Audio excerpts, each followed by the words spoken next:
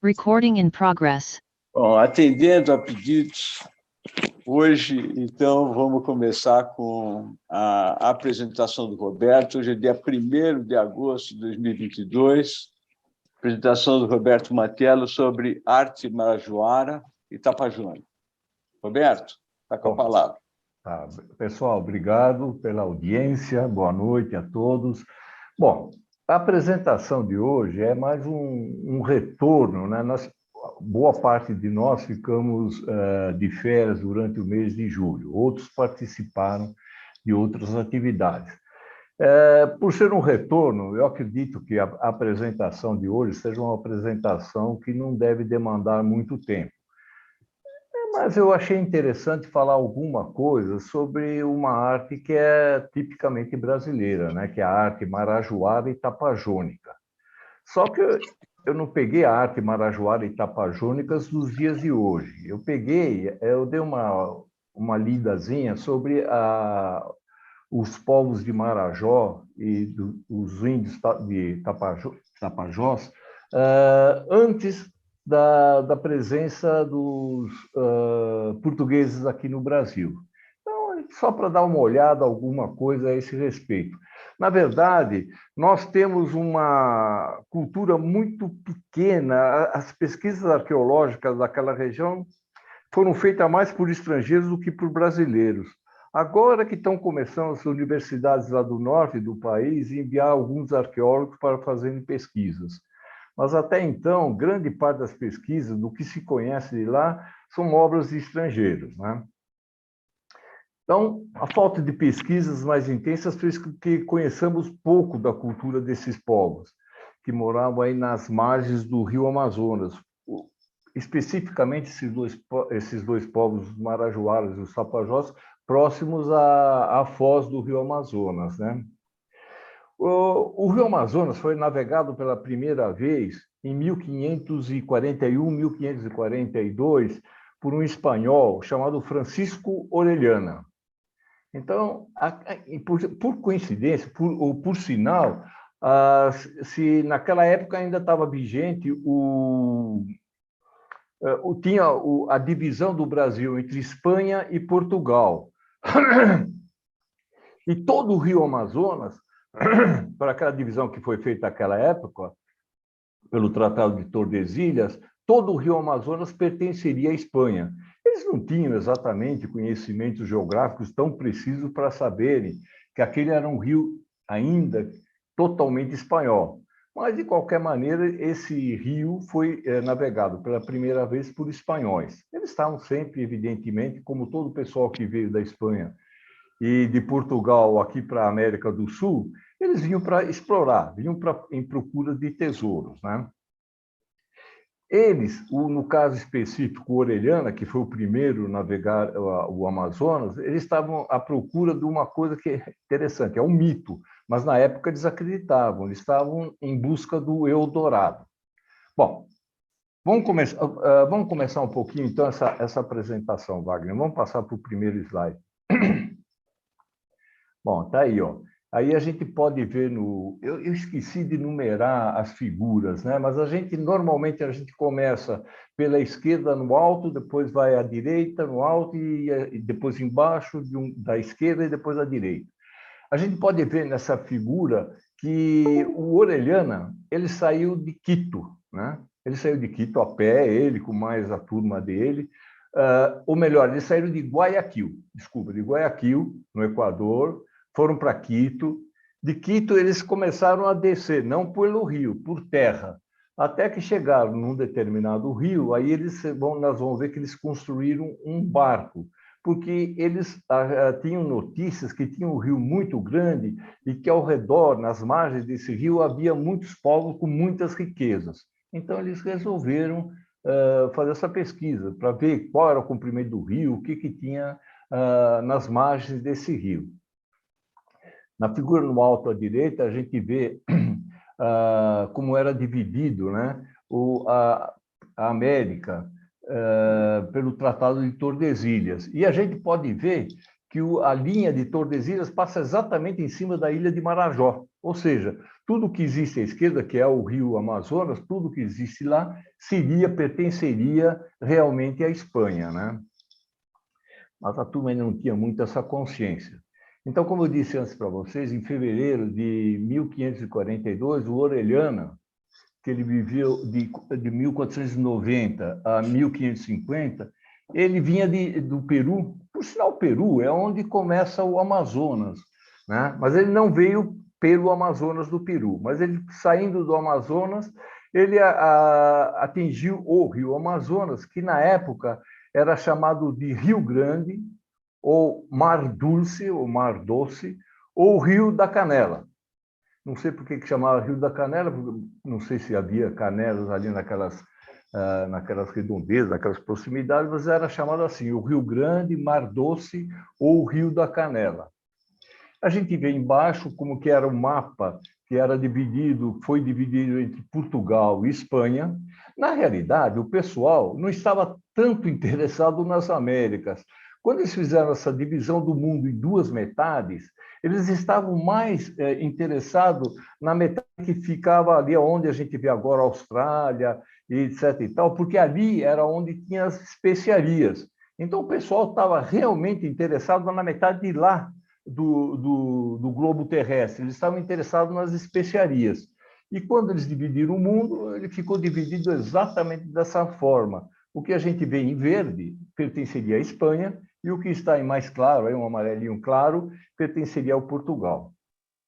E aí eu coloquei também uma imagem, uma figura das Amazonas, que nós vamos ver daqui a pouco como é que apareceu esse nome desse rio Amazonas, por que ele apareceu. Vamos em frente, Wagner. Bom, esse aí é o Francisco Orellana, né? Ele numa batalha, numa guerra que ele teve, ele perdeu uma das vistas, né? Então a gente vê aí qual seria a imagem dele, inclusive lá em Quito, tem essa estátua dele que aparece aí no alto. Bom, então ele, como eu disse para vocês, ele saindo de Guayaquil, passou por Quito, andou, até que chegou perto desse Rio Grande, desse Rio Doce, Rio Dulce, né? Aí eles construíram um barco, ele e o pessoal dele construíram um barco que eles chamaram de São Pedro. Eu sei que, abrindo um parênteses, não tem nada a ver com cultura marajoara, né? Mas só para a gente conhecer um pouquinho da história do rio, né? Então, eles construíram um barco e começaram a descer o rio Amazonas, né? Então, eles passaram por uma série de lugares, fizeram uma série de descobertas que realmente era totalmente, até essa época, 1540, era totalmente desconhecido pelos europeus, né? Só viviam às margens do rio, viviam os indígenas. Vamos para frente, Wagner. Bom, então esse aí é o percurso que fez o Francisco de Orellana, e essas bolinhas são os lugares onde eles paravam. Olha, eu tive a oportunidade de ler a biografia do Orellana, é muito interessante, é muito bacana essa navegação que ele fez. Então, como eu disse, saiu lá de Guayaquil, passou por Quito e desceu todo o Amazonas até a foz lá na ilha do Marajó. E criou-se o Amazonas, acabou chamando o Amazonas exatamente por aquela lenda que existia lá na Grécia Antiga, das mulheres guerreiras, nós vamos ver em seguida. E eles, na realidade, como eu disse antes, eles estavam em busca do Eldorado, que seria uma cidade toda feita de ouro, né? Então, o pessoal veio para explorar, então eles queriam achar ouro. Vocês estão vendo aqui embaixo, à direita, uma máscara feita de ouro.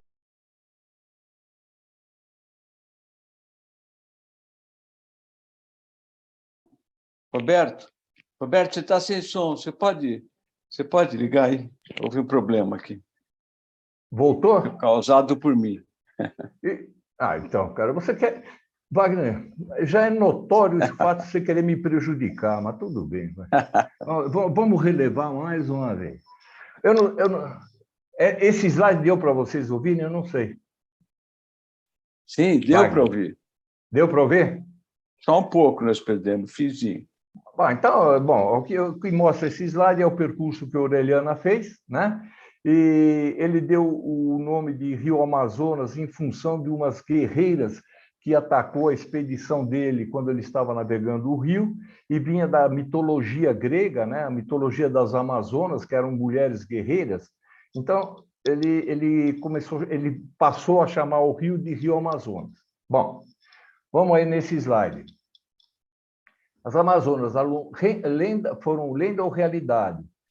Quando o pessoal que estava sendo comandado pela Orellana chegou à região onde hoje é o Rio Amazonas, em 1542, eles encontraram um grupo de índias guerreiras. Então, eles encontraram. Essas índias guerreiras, inclusive, como eu estava dizendo, atacaram o pessoal do Orellana. As índias eram índias icamiabas, eram como elas se chamavam, como elas eram chamadas. Elas eram mulheres altas, musculosas, de pele clara, cabelos compridos e negros. Bom, eram índias, né? Como descreveu o Frei Gaspar de Carvajal. Esse Frei Gaspar de Carvajal foi o cara que fez o relato dessa viagem que eles fizeram através do Amazonas. A palavra icamiaba significa o que não tem seio. Parece que essas mulheres, da mesma forma que a lenda, que a mitologia grega dizia que as Amazonas, elas logo que nasciam, elas comprimiam um lado do peito, só crescia o outro lado do seio. Um lado ele ficava totalmente encolhido, porque para facilitar que elas pudessem manejar o arco, a flecha e as lanças, né? Então, como eles foram atacados, como a expedição dele foi atacada por essas índias, ele começou a denominar de todos aqueles nomes que tinham antes, o Mar Dulce, etc., o Rio da Canela, etc., ele passou a chamar de Rio das Amazonas. E até hoje a gente chama o Amazonas de Amazonas. Vamos lá, Wagner. Então, olha, aqui em cima, então, na realidade, eles estavam procurando o Eldorado, como eu falei no começo para vocês, né? Então, tem aí algumas imagens do que seria, do mito do Eldorado, né?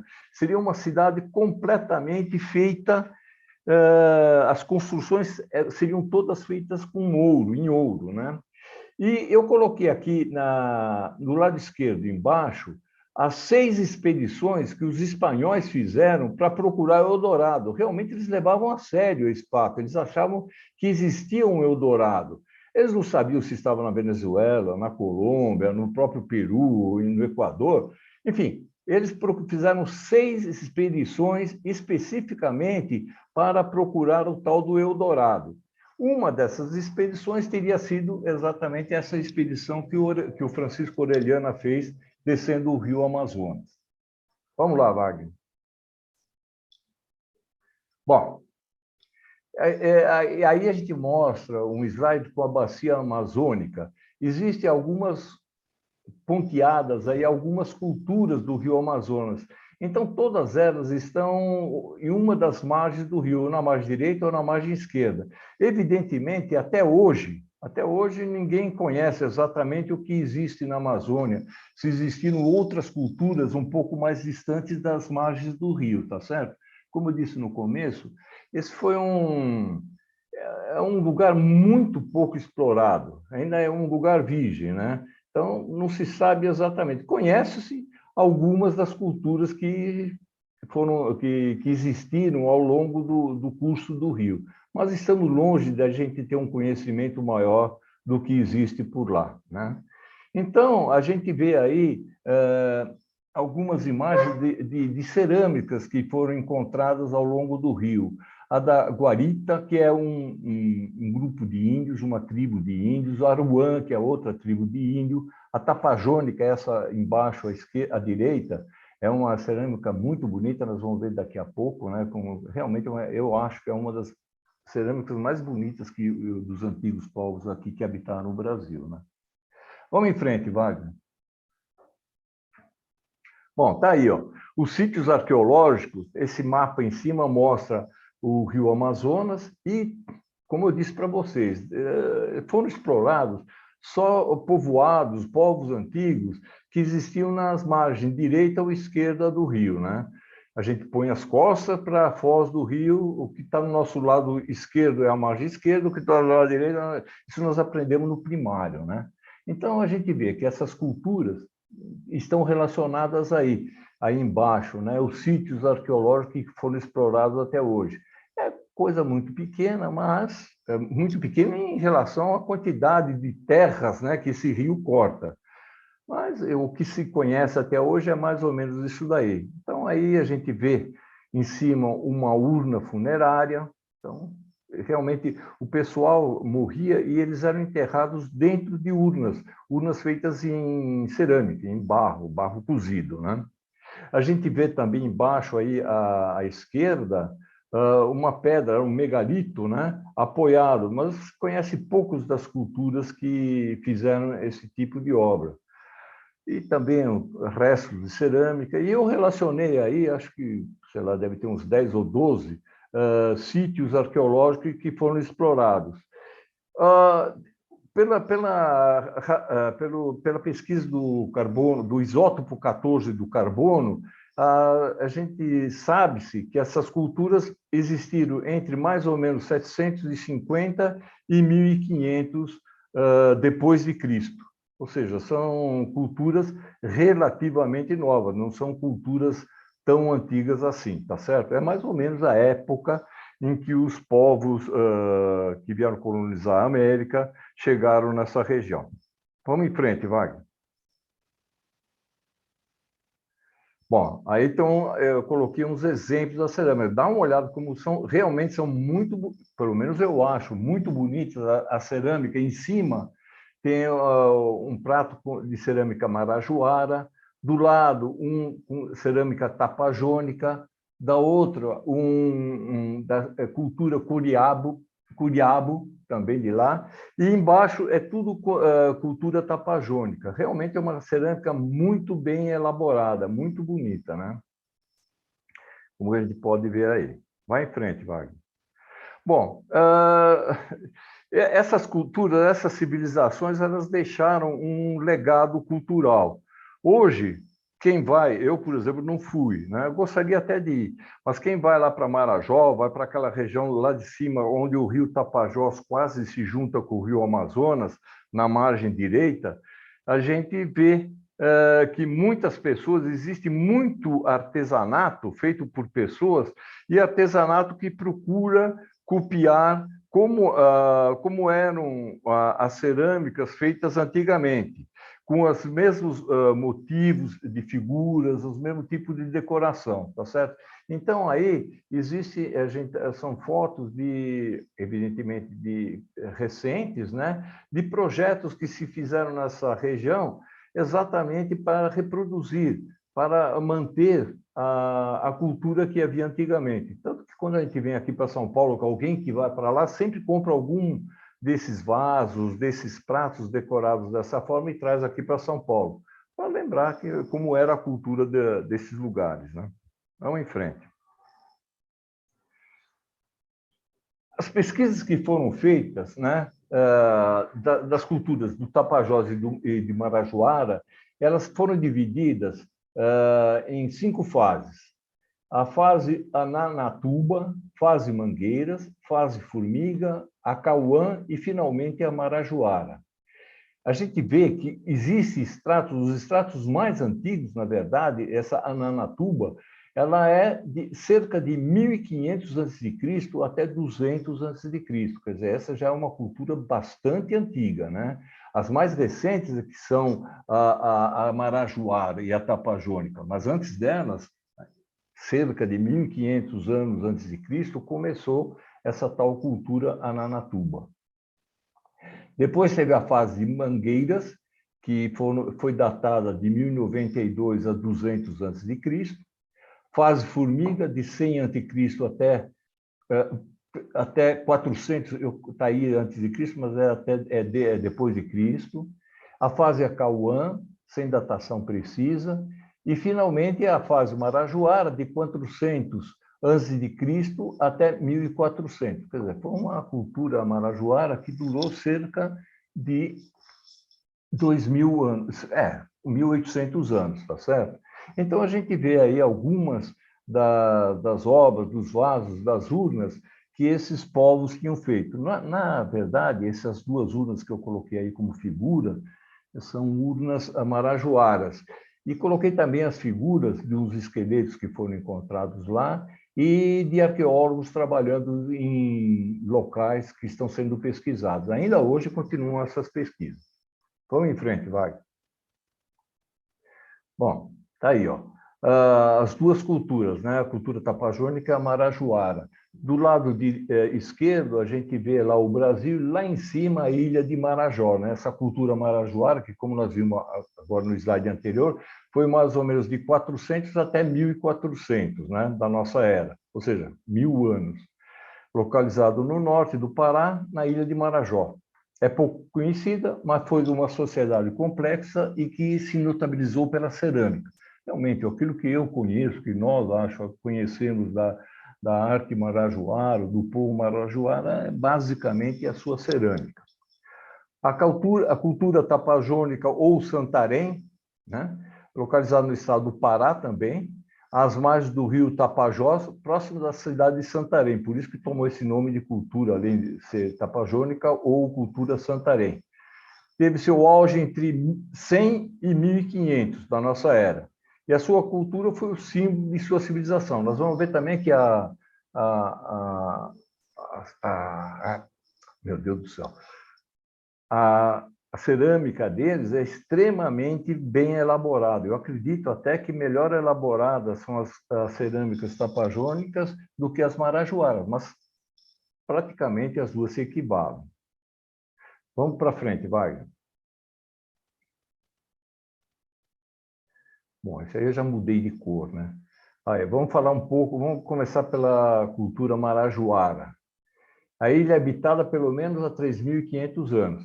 Os primeiros 1.500 anos, pequenas vilas. As escavações encontraram coisas muito pequenas, cidades, nem cidades, eram vilas, eram povoados muito pequenos. O pessoal de lá vivia da caça, pesca, coleta e provavelmente do plantio da mandioca. A mandioca também parece que era plantada lá. Se encontraram-se evidências que existia mandioca naquela região. As áreas, como a gente já sabe, até hoje são, né, são sujeitas a chuvas torrenciais e inundações. Se não me engano, a ilha de Marajó fica em cima do Equador, da linha do Equador, né? Então, aquela região é a região quente e chuvosa, como é toda a região amazônica, né? Eles se especializaram em construções de barragens, lagos e tesos. Na próxima slide, nós vamos ver o que são os tesos. Na verdade, são áreas elevadas, onde eles construíram as moradias deles. Como as chuvas são muito intensas naquela região, o pessoal precisava ter um terreno mais alto para que, na época da chuva, não levasse tudo de roldão, né? Então, eles construíram esses lugares mais altos, chamados tesos, né? Onde eles construíram as suas cabanas, as suas habitações. O desenvolvimento da elite era ligado a ancestrais, reais ou míticos, e eles tinham caciques. Como 90% dos indígenas brasileiros, eles eram cacicados, tá certo? Existia um poder maior que era exercido pelo cacique. E a linha de parentesco provavelmente era a matriz linear, ou seja, nós somos sempre do lado do pai. Eles, os índios, mas não só os índios do Marajós e Tapajós, grande parte da cultura indígena sempre é matriarcal, ou seja, o camarada que casa vai morar na casa da sogra, né? Quer dizer, isso é modo de dizer. Mas era linhagem através das mulheres. E a gente vê nessa figura aí, no alto à direita, trabalhos artesanais feitos pelos habitantes da ilha. A cerâmica é a que mais representa a história sociocultural dos marajoaras, isso como eu já falei antes. Vamos em frente. Olha, esses são os tesos. Tá? Então, olhando aí, as aldeias marajoaras eram construídas sobre aterros que chegavam a ter de 3 a 12 metros de altura e cerca de 250 de comprimento por 30 metros de largura. Os marajoaras construíam os tesos para se protegerem das cheias comuns nas ilhas do Marajó. Então, essa figura que está à esquerda, embaixo, ela está muito clara, mas mostram as estações do ano que existem lá naquela região de Marajó, tá certo? Então, o rio, quando ele está seco, o camarada poderia morar lá tranquilamente. Mas na época das cheias, os rios, o rio, no caso o Rio Amazonas, sobe de tal maneira que encobre todos os terrenos, isso que o Wagner está mostrando aí. Então, eles faziam uns tipos de uns fossos, né? Eles escavavam e construíam montanhas, assim, uns elevados, que eram os chamados tesos. E eles colocavam as suas choupanas, suas ocas, as suas casas em cima desses tesos, como está mostrado aí na figura no alto à esquerda, tá certo?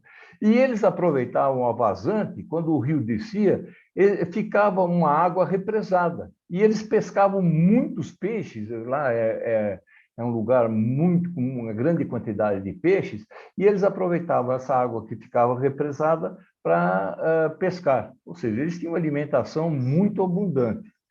Na parte da direita embaixo está mostrado mais ou menos o que são os tesos, tá certo? É um elevado onde eles construíam as suas habitações. E eles ficavam permanentemente, ou seja, ao longo dos 365 dias do ano, eles ficavam sem ter problema de inundações. Eles até aproveitavam a inundação para poder represar as águas e depois colher os peixes que ficavam presos nelas. Em cima, na direita, é uma vista atual de um teso antigo, né? Então, a gente vê uma parte seca e lá em cima tem um tipo de uma elevação. Essa elevação é uma elevação artificial que era feita por eles e lá em cima eles construíam as suas moradias. Vai em frente, vai. Olha aí, ó. A ilustração, como seriam os tesos, marajoaras dos séculos atrás, então, são aquelas elevações e em cima as cabanas deles, as ocas deles, né, onde eles moravam. Em cima, à direita, a gente vê uma foto de um teso marajoara. Então, a gente vê, quer dizer, o que sobrou, né, como teriam sido construídos os tesos. A gente vê também, aqui embaixo, tanto na esquerda como na direita, pessoal que no começo do século passado, eles começaram a fazer a pesquisa e exploração dessas culturas marajoaras.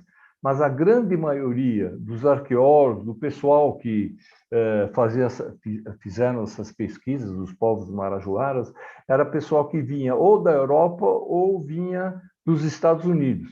Tanto que a grande parte, as obras mais bonitas que foram encontradas desses povos marajoaras, são vistas nos museus da Europa ou nos museus dos Estados Unidos.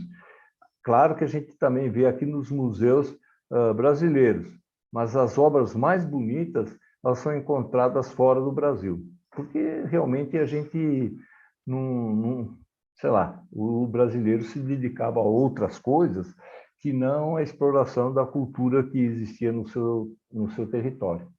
Vai em frente, vai. Bom, aí são algumas fotos, né, das escavações da ilha de Marajó. Então, o pessoal, esse já é um pessoal atual, né, são brasileiros de universidades do Pará e universidades da Amazônia, principalmente, que fazem escavações. Então, a gente vê aí as urnas para enterros. Como eu disse para vocês, claro, urnas são esses vasos maiores, tá certo? Essas urnas para enterro eram utilizadas pelos índios que tinham uma posição social considerada destacada. Ou seja, não era todo mundo que era enterrado dentro de uma urna. Era pessoal, vamos dizer, entre aspas, da elite lá de Marajó, tá certo? Dos índios daquela época. E as urnas, engraçado que nenhum desses vasos é igual ao outro. Nenhuma dessa urna é igual à outra, né? As urnas traziam inscrições, decorações, o histórico do índio, né, e a indicação de como era o índio nela sepultado, ou seja, eles caracterizavam através de símbolos, que nós vamos ver um pouquinho mais para frente, como teria sido a vida do camarada que estava enterrado dentro dessa urna, né? Por isso, cada urna tem uma decoração única. Tá. Vamos lá, Wagner. A cultura, como que era a cultura marajoara, né? Como eu disse antes, era um cacicado, um governo forte que impunha suas decisões aos habitantes das aldeias. Ou seja, em última instância, quem mandava era o cacique, como a maior parte das tribos indígenas brasileiras, tá certo? O cacique marajoara eram fortes o bastante para unir a população em torno de um trabalho comunitário, o teso, ou seja, quem comandava a construção do teso, né, daquela monte de terra mais elevado, era quem coordenava e mandava nisso tudo, era o cacique daquela região. A população era sedentária, a maior parte dos índios brasileiros não eram sedentários. A gente sabe que eles ficavam um determinado tempo numa região, quando se esgotavam a riqueza daquela região, a riqueza principalmente em termos de alimentos, eles se mudavam para outra. Mas o povo marajoara não, eles eram mais sedentários. Eles obtinham alimentos através da caça, pesca, agricultura baseada na mandioca e no arroz selvagem. Eu coloquei aí uma foto do arroz selvagem aí do lado, né? A alimentação farta permitia que algumas pessoas se dedicassem a tarefas especializadas, como o culto religioso e a produção de cerâmica. Na verdade, é o seguinte, quando o povo passa fome ou não tem alimento, eles também não produzem arte. Essa é a verdade. Essa é a verdade, eu acho que mundial. Dificilmente a gente vê alguém produzir, fazer arte ou qualquer outra coisa, se eles têm que passar o tempo todo caçando ou procurando comida. Como lá era um lugar que tinha comida em abundância, tanto em termos de caça, pesca e cultura de cereais, né? Eles tinham excedentes de pessoas que podiam se dedicar, por exemplo, à construção de cerâmicas, construção de vasos e outros artesanatos que não eram eminentemente coisas para comer. Tá? Vamos lá, Wagner. Bom.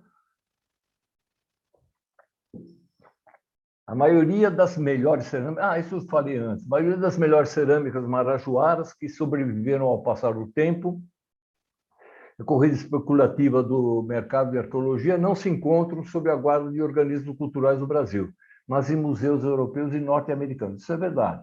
É engraçado, eu estive uma vez na França e vi uma urna marajoara. Realmente achei estranho, achei engraçado. Quer dizer, engraçado, é uma coisa que eu não esperava, né? Mas é assim mesmo. Aí são o desenho de uma tigela decorada lá, marajoara, né? É um vaso cerimonial de Marajó com decorações em relevo. E a temática que eles usavam para fazer esses vasos, essas urnas, as decorações empregadas na arte marajoara são um misto de símbolos conhecidos e desconhecidos. Nós vamos ver no próximo slide por que isso. São caracteres logicamente delineados, estilizações de objetos e animais, além de motivos antropomorfos e zoomorfos, ou seja, eles usavam o homem e os animais como símbolo para fazer essas obras de arte deles, né? E eram executados com um grau de elaboração e com muito cuidado. Vamos em frente, Wagner, vamos dar uma olhada como é que é. Olha, interessante aí da arte marajoara. Eu coloquei alguns exemplos aí, tá certo? A cerâmica marajoara pode ser dividida em utensílios de uso doméstico, vasos cerimoniais e urnas funerárias. Olha, se vocês olharem esse primeiro objeto à esquerda, no alto, é uma tanga. As mulheres usavam tanga de cerâmica, né? É uma coisa engraçada. A gente vê embaixo dessa tanga, a gente vê um vaso com uma figura antropomorfa, né? E a cerâmica marajoara, ela podia ser dividida, ela é dividida entre cerâmica de uso doméstico e pessoal, que é o caso dessa urna que a gente vê, ou vasos cerimoniais e funerários. Uma coisa que é interessante saber é que a maior parte, não todos, mas a maior parte das pessoas que eram enterradas dentro de urnas eram mulheres. Como eu disse para vocês, os estudos mostraram que era uma cultura matriarcal, né? E a gente vê aí essa urna que a gente está vendo aí, uma urna onde foi enterrada, onde tinha sido depositado o corpo de uma mulher. Vamos para frente, Wagner. Uma das coisas que até hoje não se sabe direito da arte marajoara são as estatuetas. Então, aí a gente vê, a menos de um banco e de uma colher, a gente vê uma série de estatuetas. E ainda é dúvida para que serviam essas estatuetas lá da ilha de Marajó. Dentre os outros objetos da cerâmica marajoara, tais como bancos, colheres, apitos, cachimbos, adornos para orelhas e lábios, as estatuetas representando seres humanos despertaram um interesse especial, porque levanta a questão da sua finalidade. Então, acharam-se uma infinidade dessas estatuetas, mas eles não sabem, até hoje não se sabe exatamente qual é a finalidade dessas estatuetas. Ou seja, os estudiosos discutem se eram objetos de adorno ou se tinham alguma função cerimonial. Abrindo um parênteses, os antigos egípcios... Não Oi, seria, não. não seriam bonecas de brinquedo? Uma vez eu ganhei de uma amiga da minha mãe que foi lá para o Marajá uma estatueta parecida com essas, mas que era as bonecas das crianças. Das crianças. Não, pode ser, pode ser.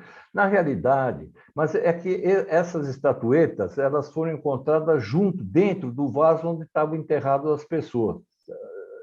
Realmente não se tem uma certeza absoluta para que elas serviam. Eu estava abrindo um parênteses exatamente para falar sobre isso. No Egito Antigo, o pessoal, os faraós, os nobres egípcios, eles eram enterrados e, junto com eles, eram enterrados uma série de estatuetas. Essas estatuetas seriam empregados, ou seja, quando o morto ressuscitasse, essas estatuetas enterradas junto com os antigos egípcios também ressuscitariam e elas seriam os empregados da pessoa que teria ressuscitado. Né? Então, essa questão da estatueta, aqui, até onde eu li, eles não conseguiam definir exatamente. Pode ser que talvez fosse uma boneca de uso para as crianças brincarem, sem dúvida nenhuma, também pode ter sido, tá certo? Ou, quem sabe, outra coisa, né? Vamos em frente. Como eu tinha falado para você, é uma sociedade matriarcal, né? Na cultura marajoara, as mulheres eram enterradas com maior distinção do que os homens. Nas escavações foram encontrados mais ornamentos destinados às mulheres. Quer dizer, então o que se encontrou foi muito mais coisa que era de uso feminino do que de uso masculino. Havia grande diversidade de peças com incontáveis motivos artísticos destinados ao uso das mulheres. Vocês estão vendo aí embaixo à esquerda as tangas. Interessante que a tanga, cara, as tangas com motivos, com colorido mais vermelho, eram usadas pelas mulheres de mais idade. E as tangas com coloração predominantemente branca eram usadas pelas mulheres mais jovens, pelas moças. Né? Então, eles perceberam isso, que se distinguia as tangas de uso todas femininos, né? Mas as que tinham coloração mais para o vermelho eram mais para as mulheres de mais idade e as mais claras para as mulheres de menos idade. Então, aí estão representando mais uma vez uma urna funerária, a cerâmica mostrando aí um ser antropomorfo, não sei se é um macaco, alguma coisa assim, e à direita, né? É uma cerâmica, uma urna, que não está pintada, mas os desenhos dela são feitos através de incisões na própria cerâmica. Tá? Vamos em frente, Wagner. Olha aí, realmente umas urnas muito bonitas. Reparem como elas são realmente muito elaboradas, até com motivos em alto relevo, tá certo? Não só havia pintura com a predominância do vermelho e preto, né? Mas também havia símbolos que eram colocados em alto relevo dentro dessas urnas. Vamos lá, Wagner. Olha, urnas funerárias, mais uma vez. Urnas com motivos decorativos, inciso sobre base branca com retoque de pintura vermelha, esse da direita. E esse da esquerda é uma urna com incisões vermelhas sobre base branca e base sem decoração. Repara que não tem decoração na base, né? E a gente vê embaixo também uma figura, não sei se representa uma mulher, né? É uma estatueta, e a gente vê mais à direita, o que seria uma urna funerária também. Tá?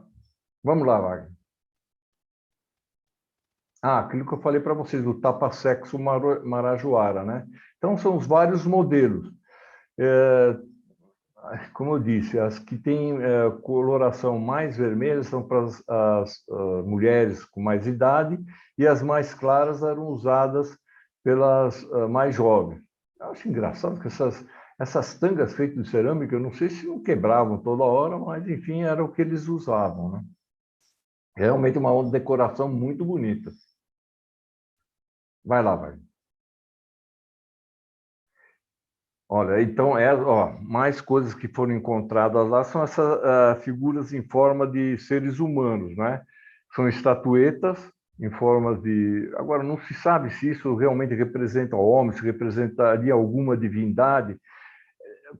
Acontece o seguinte, como eles não escreviam, eles sempre ficaram na pré-história, né? Quando é pré-história e a cultura, essa cultura terminou praticamente quando chegaram os europeus aqui, não se sabe se eram símbolos realmente de pessoas ou se eram deuses. Realmente não se sabe.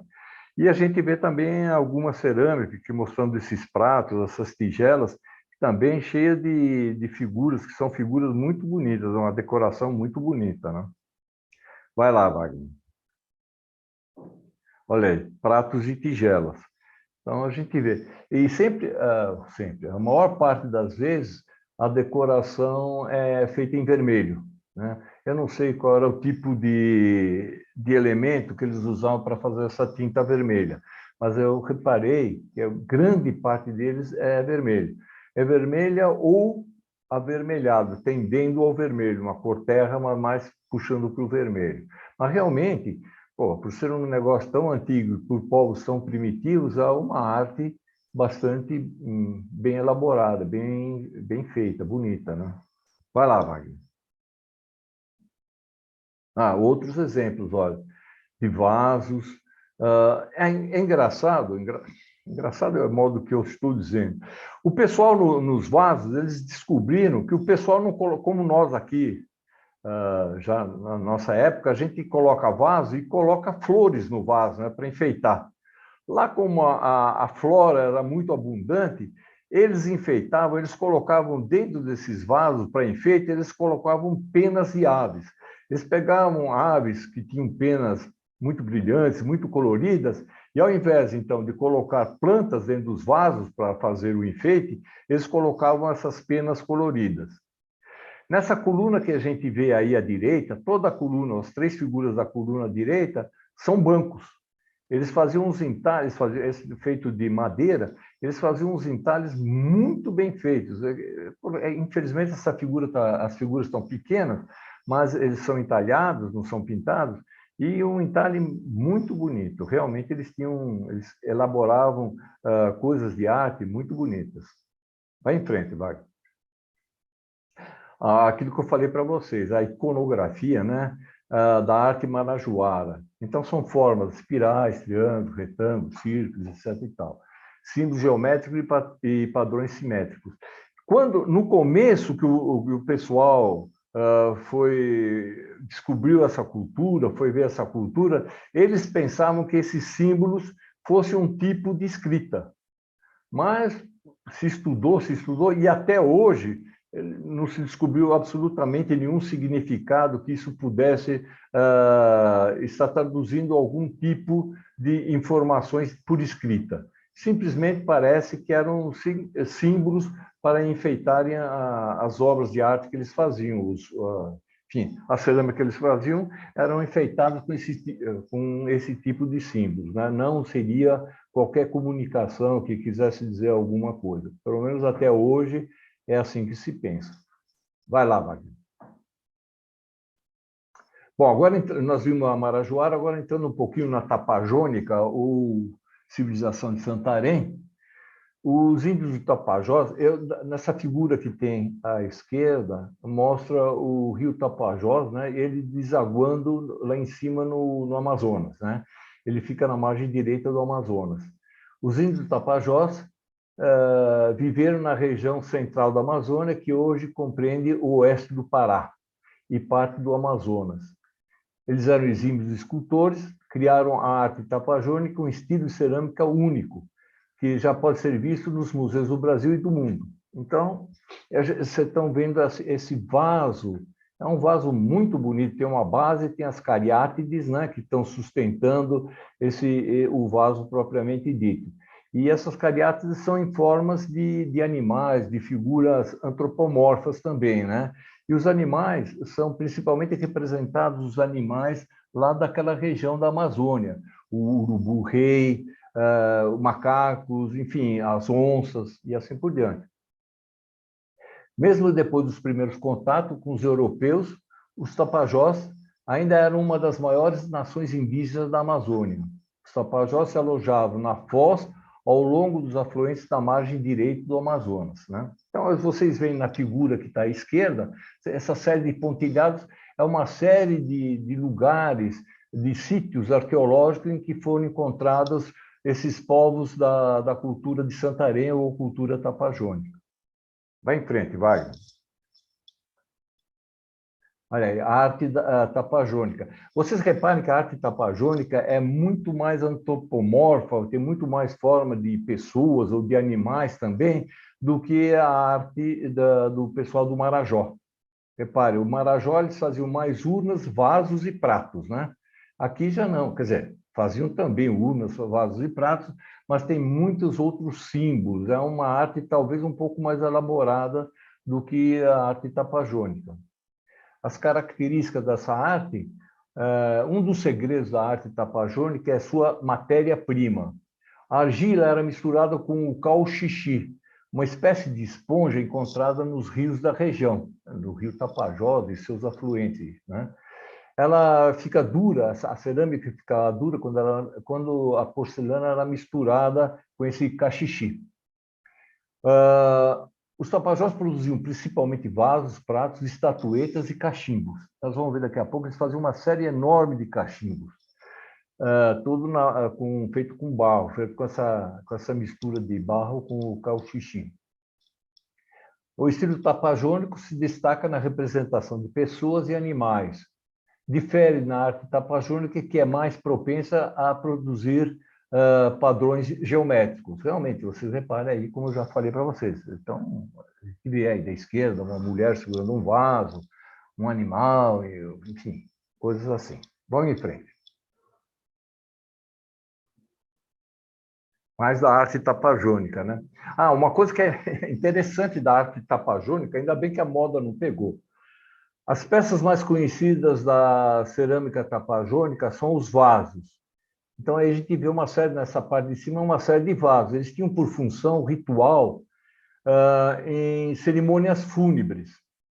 Os ossos dos mortos eram moídos e misturados com a bebida alcoólica para ser consumido pela tribo. Então, a pessoa morria e ela não era enterrada. A pessoa que morria era colocada num lugar separado até que toda a carne fosse consumida, né, naturalmente, e sobravam os ossos. O que eles faziam? O pessoal ralava os ossos dessa pessoa morta, misturavam com essas bebidas e todos da tribo depois bebiam a bebida, ou seja, eles incorporavam o morto dentro deles.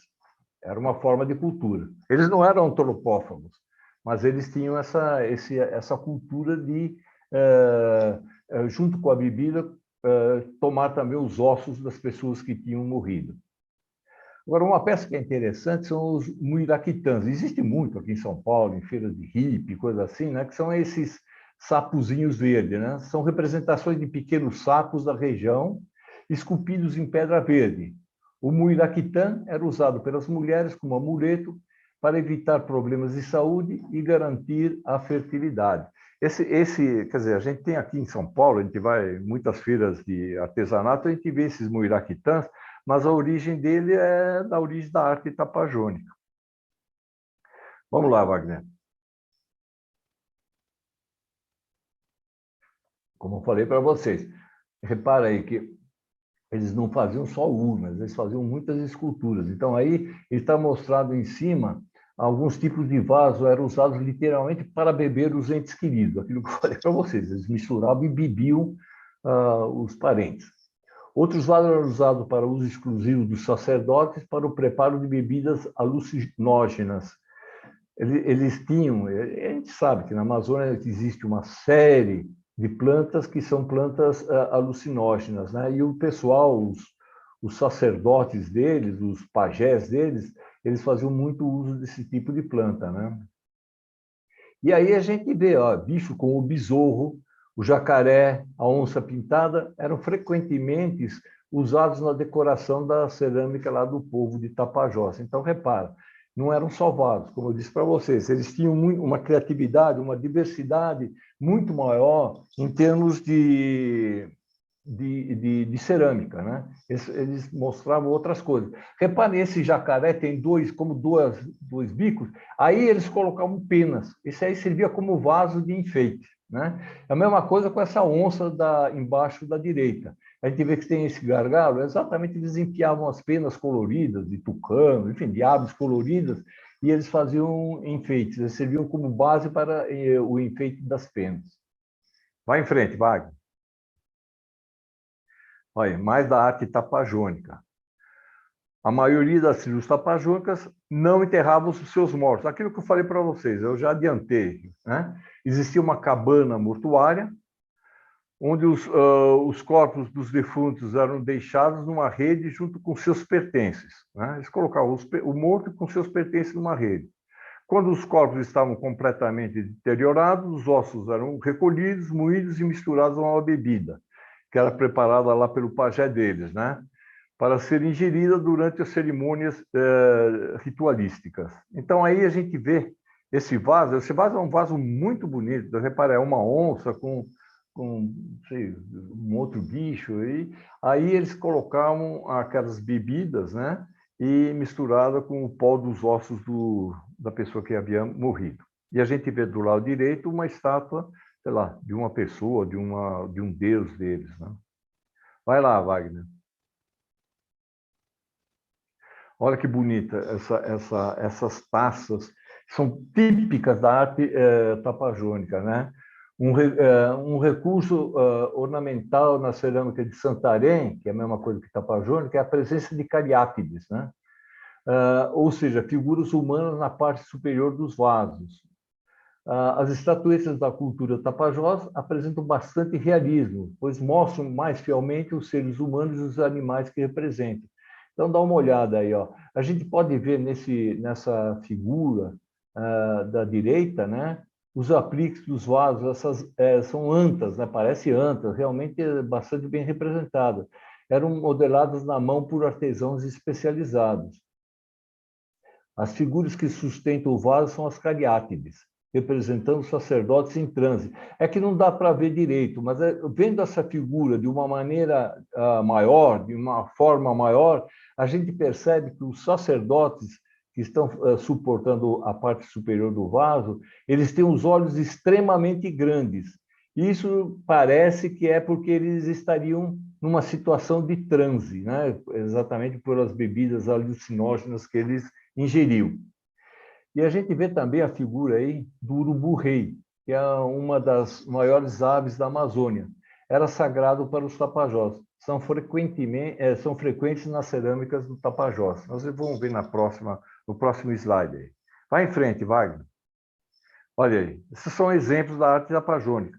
Essa figura aí, da direita, em cima, representa o urubu-rei. E embaixo é uma foto de um urubu-rei. Esse urubu-rei era uma divindade para eles lá. E na esquerda estão em cima e embaixo vasos com cariátides, aquilo que eu falei para vocês. São vasos extremamente bem enfeitados, né? Eles chamam também esse vaso que está à esquerda embaixo, eles chamam vaso de gargalo. A gente vê que tem esse gargalo em cima. E aí é que eles espetavam as tais penas decorativas, né? Vai lá, Wagner. Mais alguns exemplos, tá certo? Olha, realmente são obras de arte mais refinadas, um pouco mais estilizadas e mais refinadas do que a arte marajoara, né? A gente vê que são representações mais elaboradas. Vai em frente, Mário. Olha, outra vez, aí vaso antropomorfo, ou seja, com forma de pessoas, de homens, né? Representando um homem sentado, estatueta antropomorfa feminina, né? A gente vê os seios, né? E assim por diante. E a gente vê esse embaixo à direita, parece uma onça, algum bicho assim, né? Realmente eles eram... Mas essa já está pintada. Vai para frente, Wagner. Esses são os cachimbos. O pessoal lá, como eu havia dito antes, eles usavam muito essas ervas alucinógenas. Parece que cada um, parece, não é certo. Eu lia várias coisas, alguns afirmando, outros não, que para cada tipo de erva alucinógena, eles tinham um tipo de cachimbo. Então, a gente vê aí uma infinidade de formas de cachimbo de barro. Então, principalmente os pajés, os sacerdotes deles lá, eles entravam em transe fumando essas ervas. E aí eles faziam lá todos aqueles cerimoniais deles, né? Mas eles fumavam, não era tabaco que eles fumavam, eram essas ervas alucinógenas. E aí uma série de cachimbos que foram encontrados naquela região. Vai, Wagner. Isso aí, ó. A cerâmica tapajônica e conduri. Conduri é essa que está pintado de azul, fica do lado da cultura tapajônica. Os vasos de gargalo que são considerados um dos tipos mais característicos da cerâmica de Santarém. Junto aos vasos de cariátides. Levantamento de fragmentos relacionados à morfologia de vasos de gargalo provenientes da região de trombetas, denominadas conduri. Mostra que houve interação entre essas duas civilizações. Não foram as mesmas civilizações. Repare que são muito parecidas, deve ter havido interpenetração entre elas, mas eram duas culturas distintas. Vai em frente, Wagner. Olha aí. Então, realmente, esses aí são desenhos, né? Mas a gente pode ver, né? A gente pode notar que esse estilo apresenta características tecnológicas semelhantes à conduri e à tapajônica, né? E aparecem em áreas contíguas. As datações por radiocarbono, né, pelo isótopo do carbono, mostram que a cerâmica conduri começou a ser produzida um pouco antes que as cerâmicas de Santarém. Então, provavelmente, Santarém foi uma evolução da conduri, né? Mas que essas produções foram contemporâneas por pelo menos 2 séculos. Quer dizer, elas eram distintas, mas elas coexistiram, né, durante um certo tempo, pelo menos 200 anos. Vai lá, Wagner.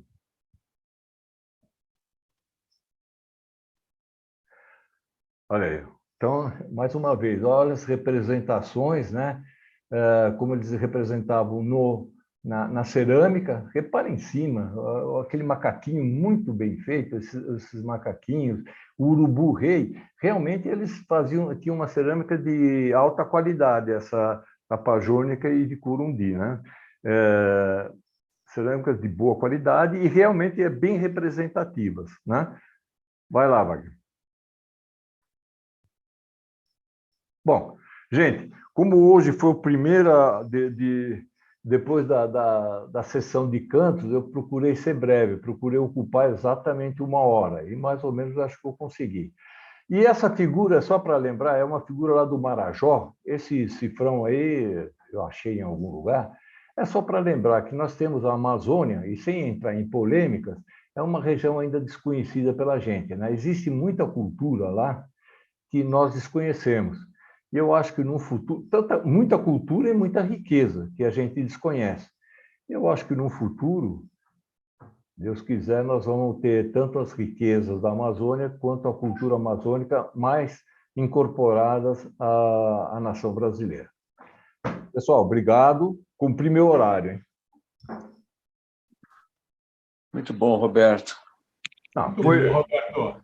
Cara, fui no Legal. tempo certo, hein? Obrigado. É só para ninguém dormir durante. Eu pretendo que ninguém esteja dormindo. Foi 10. Roberto, ninguém Parabéns, dorme nas suas aulas. Desculpa, eu não entendi, Tuta. Ninguém dorme nas suas aulas. Ah, que é isso. É porque eu falo alto, né? Não é Não, para tá bom. Não, olha, valeu. Eu acho que vale pela densas, muito volta. cheias de informação, são muito legais. Não, e eu bem peguei legal isso daí, mesmo. gente, porque realmente nós estamos acostumados, quer dizer, isso não é crítica, mas é um fato. Nós estamos acostumados a falar mais de cultura que acaba voltando para a cultura europeia, né? E da nossa cultura mesmo, quando eu falo a gente, sou eu.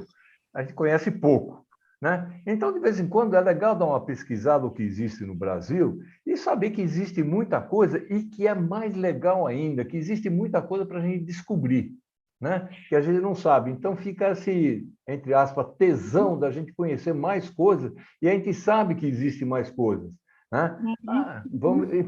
Vai ficar para a próxima geração, mas a gente ainda pega um rabinho dela para dar uma curtida. Eu só queria adiantar para vocês, para não. Eu sei que eu sou chato, o Ari já está em dócil ali, estou vendo ele agitado, mas só para dizer, outro dia a gente estava aí no grupo, estava se falando da Capela Sistina, não tem nada a ver com o que eu falei hoje. Estava falando da Capela Sistina, e é verdade, a gente vai visitar a Capela Sistina, cara, a gente é empurrado pelos caras de trás, tem pouco tempo para a gente conhecer o lugar lá. Eu pretendo fazer um trabalho específico sobre a Capela Sistina para a gente conhecer um pouco melhor, porque eu acho que a maioria, ou quase todos nós, já passamos por lá. Mas eu não sabia exatamente o que está representado lá. Eu sei mais ou menos, mas eu acho que vale a pena a gente conhecer bastante mais a Capela Sistina, porque quando a gente for lá com pressa, a gente já vai sabendo o que a gente vai ver, a gente vai conseguir curtir mais. Não tinha nada que ver com o que eu falei hoje. Nada, mas tá bom, é bom saber. É bom saber. Tá bom, pessoal. Agradeço a paciência de vocês. Muito Parabéns. bom. Parabéns. Excelente, Parabéns. Roberto, excelente. Obrigado. Excelente, eu aprendi bastante. Ficou no horário, excelente. O Ari não vai fazer nenhum comentário? Eu vou fazer um. Eu ia Fala, perguntar se o Ari não ia fazer um comentário. Não, então, eu estava vendo essas cerâmicas do Tapajós lá. Eu lembrei, não sei se vocês conhecem, as cerâmicas incas, né, lá do Peru. E eu achei muito parecido, tem alguma coisa a ver uma com a outra, né? Não sei se vocês conhecem, alguém acha isso, concorda ou não? Bom, eu não acho parecido, mas eu acho que tem muitas regiões do Peru, né, da cultura, porque a gente conhece. Quando a gente fala do Peru, é uma cultura milenar, né? Milenar. Não é só dos incas, que a cultura inca foi só 200, 250 anos, até que chegou o Pizarro e acabou com a brincadeira, né? Mas antes dele, houve uma série de culturas fantásticas, né? Fantásticas. Eu queria fazer um comentário também. Fala. Primeiro, agradecer aí ao Roberto aí, a palestra super ilustrativa e interessante, mas fazer um link com a literatura, que nós já tivemos aqui a Semana de Arte Moderna, e foi falado do Macunaíma. Então, não nos esqueçamos que no meio do Macunaíma ele escreve uma carta às Icamiabas. É um dos capítulos do Macunaíma. E a trama, se a gente tivesse que resumir, porque é um livro que, evidentemente, é importante por sua linguagem, não por seu enredo, mas a trama é um sumiço de um Muirapitã que some, que é roubado por um italiano. Não, mas essa é a exceção, viu? Fazendo... Ivan, desculpa. Você tem razão, mas fazendo um parênteses, os italianos estão acostumados a ser roubados principalmente no futebol. O que tem de pênalti que marcam contra a gente, que não é, cara, é impressionante. Eles estão descontando, viu, Ivan?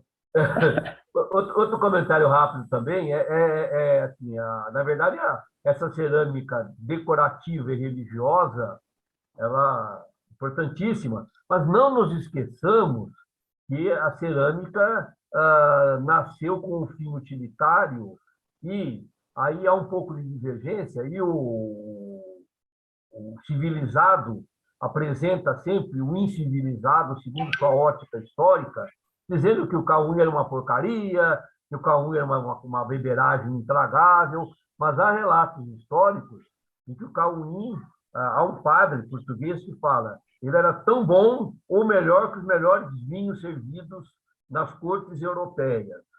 E o processo de fermentação do Cauim eram sempre em grandes ânforas de cerâmica, que eram enterradas e com 27 tipos de ingredientes, né? Então, não nos esqueçamos também que, quer dizer, essa cultura é uma cultura que já havia dominado a arte de fermentação, a arte de elaboração de bebidas alcoólicas, e esse costume que você falou aí de beber os mortos, eu achei interessantíssimo, sabe?